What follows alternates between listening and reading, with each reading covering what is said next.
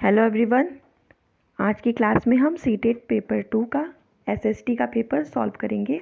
ये हमारा जनवरी 2023 का प्रीवियस ईयर पेपर है। तो आइए इसको सॉल्व करते हैं। हमारा पहला प्रश्न है, अशोक के अभिलेख किस लिपि में लिखे गए थे? अशोक के अभिलेख किस लिपि में लिखे गए थे? ऑप्शन है संस्कृत, देवनागरी, ब्राह्मी, तमिल।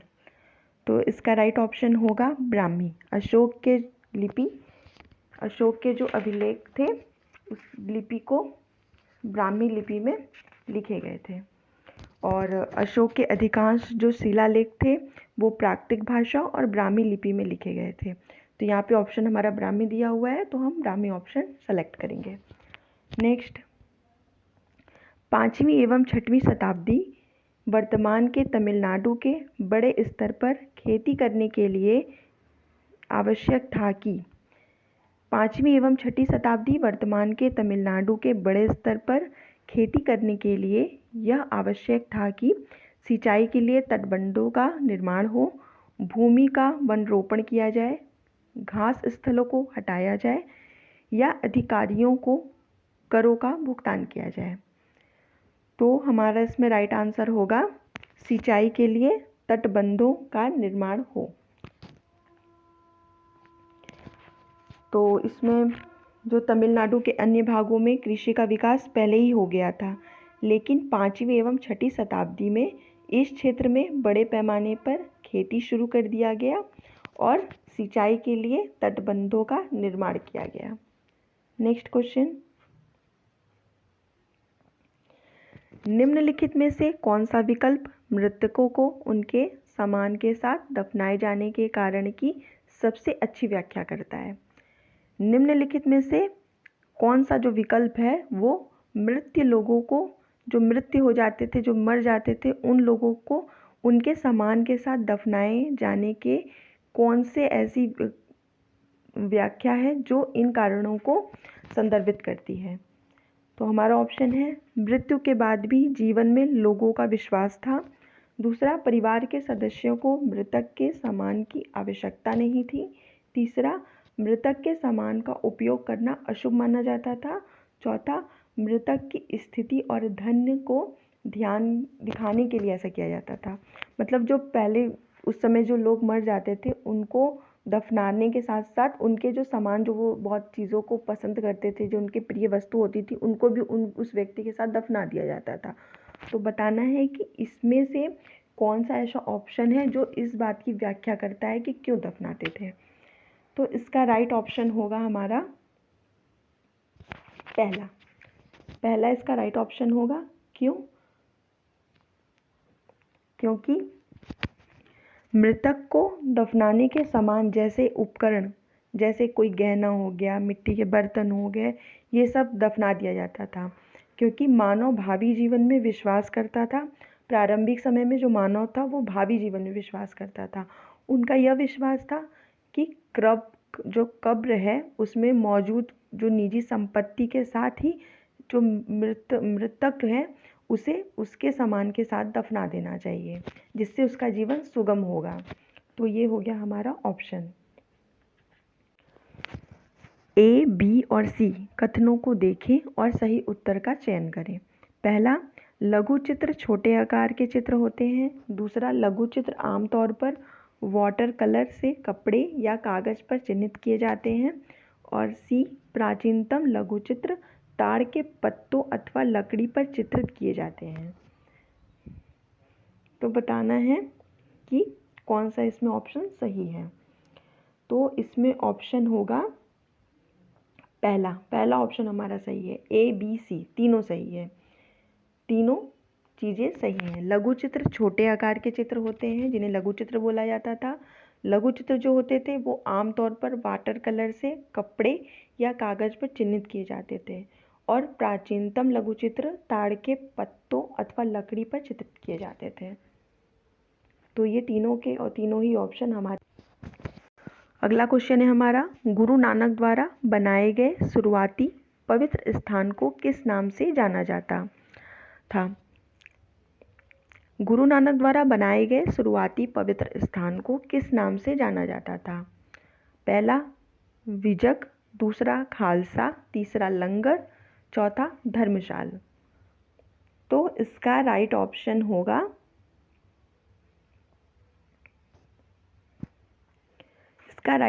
होगा धर्मशाल। धर्मशाल इसका राइट ऑप्शन होगा, क्योंकि गुरु नानक द्वारा निर्मित पवित्र स्थानों को धर्मशाल के रूप में जाना जाता था और अब इसे गुरुद्वारा के नाम से जाना जाता है। अब का जो गुरुद्वारा है उसे पहले के धर्मशाल के नाम से जाना जाता था। अगला क्वेश्चन है, निम्नलिखित में से कौन सी नई प्रणाली होल्ट मैंकजी द्वारा तैयार की गई थी? स्थायी बंदोबस्त, महलवारी बंदोबस्त, रैयतवारी बंदोबस्त या अस्थायी बंदोबस्त? होल्ट मैकंजी द्वारा कौन सी प्रणाली अपनाई गई थी? तो इसका राइट ऑप्शन होगा महलवारी। महलवारी जो है वो होल्ट मैकेंजी द्वारा अपनाई गई नई प्रणाली थी। जो होल्ट मैकेंजी थे उन्होंने बंगाल के प्रेसिडेंट के उत्तर पश्चिमी प्रांतों में महलवारी प्रणाली की स्थापना की थी। अगला क्वेश्चन है हमारा, निम्नलिखित में से किस राज्य के कैकुलार और देवांग समुदाय बुनकरी के लिए प्रसिद्ध थे? निम्नलिखित में से किस राज्य के कैकुलार और देवांग समुदाय बुनकरी के लिए प्रसिद्ध थे? पश्चिमी भारत, पूर्वी भारत, उत्तर भारत या दक्षिण भारत? तो इसमें राइट ऑप्शन होगा हमारा फोर्थ, दक्षिण भारत। दक्षिण भारत जो है वो हमारा राइट ऑप्शन है। बुनकर अक्सर ऐसे समुदायों से ताल्लुक़ रखते थे जो बुनाई में विशेषज्ञता रखते थे। उनके कौशल जो थे वो एक पीढ़ी से दूसरे पीढ़ी तक चलते रहते थे, तो इसलिए हमारा ऑप्शन हो जाएगा दक्षिण भारत। दक्षिण भारत के जो लोग थे वो कैकुलार और देवांग समुदाय से संबंधित थे और जो कि बुनकरी के लिए प्रसिद्ध थे।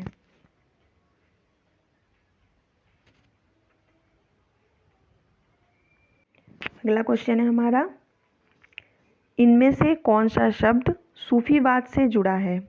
इनमें से कौन सा शब्द सूफीवाद से जुड़ा है? खानका, रक्स, जिक्र, स्नान? तो राइट ऑप्शन होगा हमारा, इसमें ऑप्शन दिए हुए हैं, ये तो नाम दिए हुए हैं, ऑप्शन नीचे लिखा हुआ है केवल ए, बी या सी या ए बी सी या बी सी डी या ए सी डी। तो इसका राइट ऑप्शन होगा सेकंड, ए बी सी। सूफीवाद से जुड़ा शब्द है खानका, रक्स और जिक्र। स्नान का सूफीवाद से कोई संबंध नहीं है।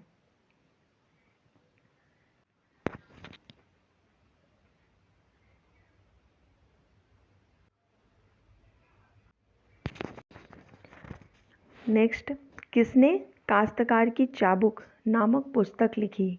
किसने काश्तकार की चाबुक नामक पुस्तक लिखी? नारायण गुरु, वंदना शिवा, ज्योतिराव फुले या ईवी रामास्वामी नायकर? नारायण गुरु, वंदना शिवा, ज्योतिराव फुले, ईवी रामास्वामी नायकर? तो इसका राइट ऑप्शन होगा ज्योतिराव फुले। ज्योतिराव फुले ने काश्तकार की चाबुक नामक पुस्तक लिखी और इन्होंने एक पुस्तक और लिखी थी जो कि हमारे एग्ज़ाम में आता है, गुलामगिरी। गुलामगिरी नामक इन्होंने एक पुस्तक लिखी थी जिसका अर्थ था गुलामी। उन्होंने गुलामगिरी नामक भी एक पुस्तक लिखी थी जो कि हमारे एग्ज़ाम के पॉइंट ऑफ व्यू से बहुत इंपॉर्टेंट है, वो भी आता है हमारे एग्ज़ाम में।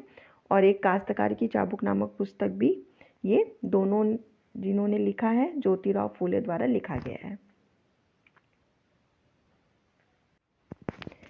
नेक्स्ट, निम्नलिखित में से किस स्वतंत्रता सेनानी जो वर्तमान के कर्नाटक से थी? कौन सी ऐसा स्वतंत्रता सेनानी जो कि वर्तमान का जो कर्नाटक है वहाँ से थी और प्रभात फेरियों का आयोजन किया था? ऑप्शन है सरोजिनी नायडू, अंबाबाई, बेगम हजरत महल, विजय लक्ष्मी पंडित। तो हमारा राइट ऑप्शन होगा अंबाबाई। अंबाबाई जो थी वह स्वतंत्रता सेनानी थी, जो कि वर्तमान में जो कर्नाटक है वहाँ से थी, और इन्होंने प्रभात फेरियों का आयोजन किया था। अंबाबाई। आप अपने कॉपी में हेडिंग लिख कर और इसके इम्पॉर्टेंट पॉइंट्स को नोट कर सकते हो। नेक्स्ट, निम्नलिखित में से कौन सा थीमेटिक मानचित्र का उदाहरण है? निम्नलिखित में से कौन सा थीमेटिक मानचित्र का उदाहरण है? भारत का सड़क मानचित्र, भारत के पर्वतों का मानचित्र, भारत के राज्यों का मानचित्र, या गांव के खेतों का मानचित्र? तो हमारा राइट ऑप्शन होगा भारत के सड़क का मानचित्र। भारत का जो सड़क का मानचित्र है उसे थीमेटिक मानचित्र के उदाहरण के अंतर्गत रखा गया है। नेक्स्ट, शैल का एक प्रकार से दूसरे प्रकार में परिवर्तित होने की प्रक्रिया। शैल का एक प्रकार से दूसरे प्रकार में परिवर्तित होने की प्रक्रिया को कहते हैं शैल निर्माण, शैल चक्र, शैल परिवर्तन या शैल अपघटन। तो इसका राइट ऑप्शन होगा शैल चक्र। शैल चक्र जो है वो शैल का एक प्रकार है जिसमें शैल एक से दूसरे प्रकार में परिवर्तित होता है। नेक्स्ट, दिन में 2 बार नियम से महासागरीय जल का उठना एवं गिरना कहलाता है। दिन में 2 बार नियम से महासागरीय जल का उठना एवं गिरना कहलाता है। ऑप्शन है तरंगे, दूसरा ज्वार भाटा, तीसरा महासागरीय धाराएं, चौथा सुनामी। तो इसका राइट ऑप्शन है ज्वार भाटा। दिन में 2 बार नियम से महासागरीय जल का उठना एवं गिरना कहलाता है ज्वार भाटा। समुद्र के जल का एक दिन में 2 बार लहरों से उठना और गिरना ज्वार भाटा कहलाता है, और यह पृथ्वी की सतह पर सूर्य और चंद्रमा द्वारा डाला गया मजबूत गुरुत्वाकर्षण के खिंचाव के कारण होता है। तो आज की क्लास में बस इतना ही। अगले क्वेश्चंस को हम अगले क्लास में करेंगे।